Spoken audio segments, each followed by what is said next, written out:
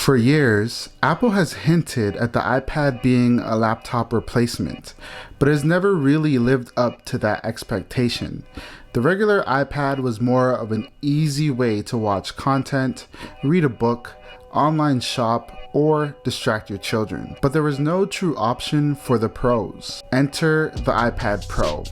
While the iPad Pro has always been a great option for those looking to get things done, it still requires a little bit of extra pickups to take it over the productivity edge into a real laptop replacement. As such, I made this video for those who are looking for accessories that'll turn your iPad into the ultimate productivity tool. I'm going to outline 5 must-have accessories for your iPad Pro. Now, before I get into the video, I do want to say that I would kindly appreciate it if you subscribe to my channel, as it will help my channel grow.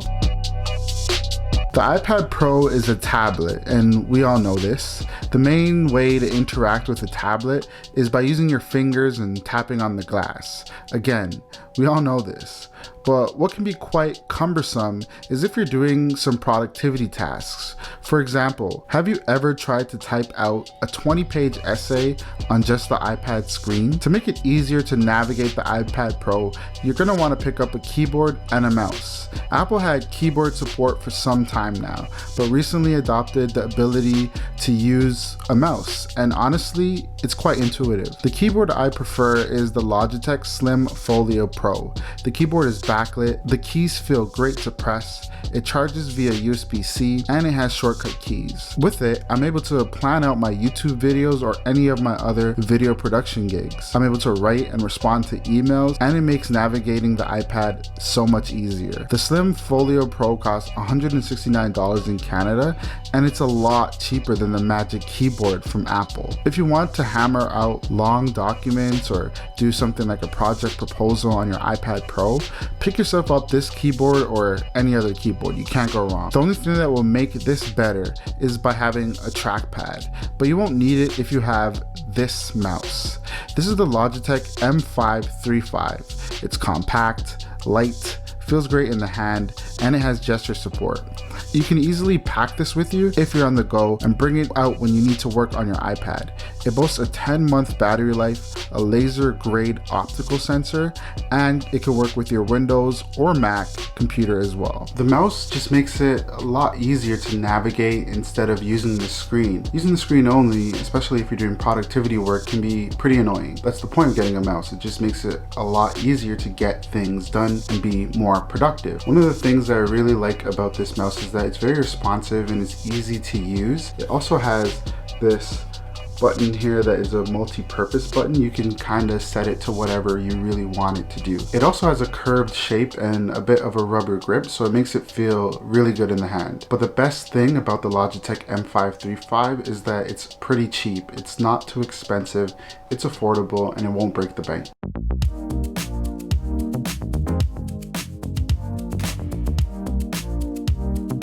Let's talk about storage. The iPad Pro comes in 128 gigs all the way up to 1 terabyte.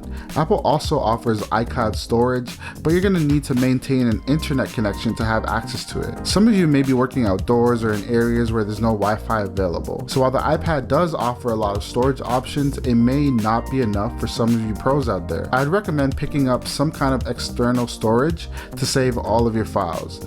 The one I'd recommend personally is a Samsung T5. This little guy is small and it's highly portable. You can connect via USB-C, and it comes with a cord to connect with USB-A as well. The Samsung T5 allows a professional to have extra space when they need it. Do you need to back up your photos after you edit?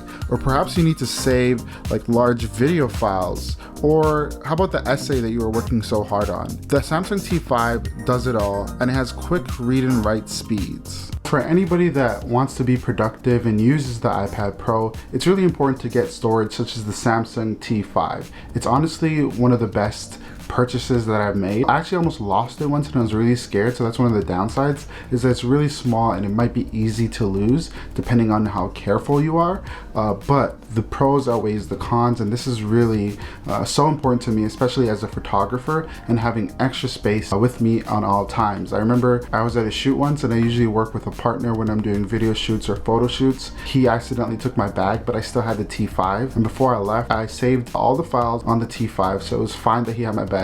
I had it on this extra space and I was able to complete the shoot in a good amount of time without being delayed. So you definitely want to use this to back up your important files, and it works really well with the iPad Pro when you're trying to be productive. This is a solid state drive, otherwise known as an SSD, and what it means is that there's no moving parts. So if this was to fall or drop while you're using your iPad Pro and being productive, you don't have to worry too much because this thing is hard to damage. I'm not going to tell you to throw it off of a roof or anything like that, but you definitely can rest assured that if you were to drop this, you're not going to lose all of your files. It's really protected, especially by this metal encasing that it has. The best thing about the Samsung T5 is that it costs so little. I think I bought this for 115 Canadian dollars, so this is a good pickup for a relatively small amount of money and what it does. The iPad Pro is beautiful with its large display. It can get pretty bright, and the ProMotion feature does not help with the battery life. The iPad Pro also has to power all of the productivity tasks that we're going to require of it. So as a pro, you already know that work can be done literally anywhere. The only issue is that you might not have enough juice to finish that project. Have no fear, a battery bank is here. It's cheesy, I know, but it's something that is a necessity for the iPad Pro. Why am I rhyming so much? They give you the ability to juice up while traveling and when you're not near a plug. I got this relatively cheap charger for about $29 on Amazon, and it's honestly been a lifesaver. It has a 20,000 milliamp per hour battery capacity that can charge up your iPad relatively quickly. It features USB-C, so you can plug it directly into the iPad or any of your USB-C devices. It also has a fast recharge and fully charges after just 6 hours, which is pretty good for how much juice this thing holds. The Apple Pencil is a must-have on the iPad if you draw frequently or if you're a student or worker that often takes notes. Although type notes are great, especially with a nice keyboard, taking notes is a good way to retain information or personalize information. Enter the Apple Pencil. Okay, this one specifically is not an Apple Pencil. It's actually a cheaper version that is quite cheap and affordable. It has a good build, charges via USB-C, and honestly looks a lot like the regular Apple Pencil besides this big black charging port.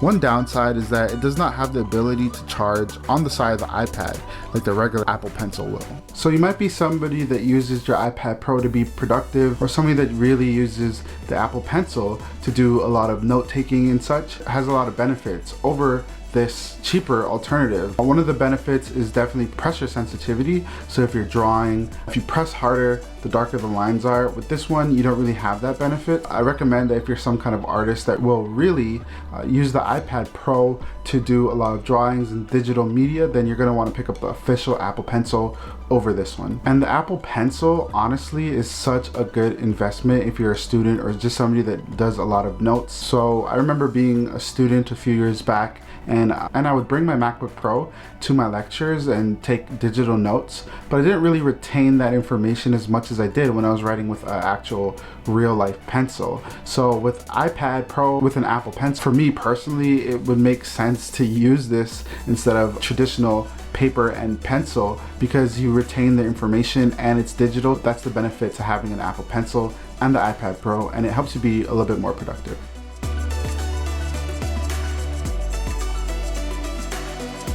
Apple, with its MacBook computers, have moved towards less ports. It sucks as a professional because you absolutely need to pick up a dongle to be able to do any type of work on the iPad with its minimal and modern design. I'm kind of okay with not having a bunch of ports. I think it will truly ruin the design of the iPad if Apple added an SD card reader or some other port. We need this functionality to get things done. So this is why I recommend picking up a USB USBC dongle. They're relatively cheap and they often give you the ability to use HDMI on the iPad, plug in your USB-A devices, or read your photos from a mirrorless or DSLR camera. I got this from Amazon and it's honestly pretty cheap with a good build, and it has a color to match Apple's aesthetic.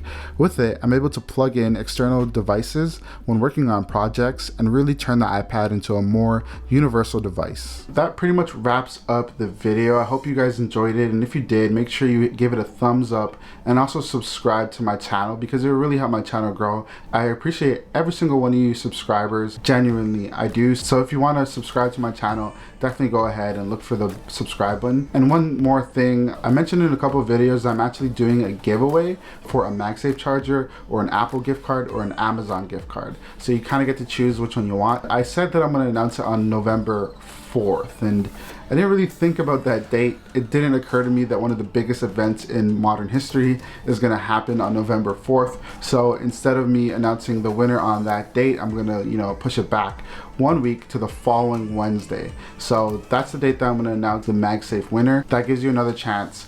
Comment down below on this video, also subscribe, and you'll be entered to win a MagSafe charger. So that's it, guys. I'm going to see you guys in the next one. Peace.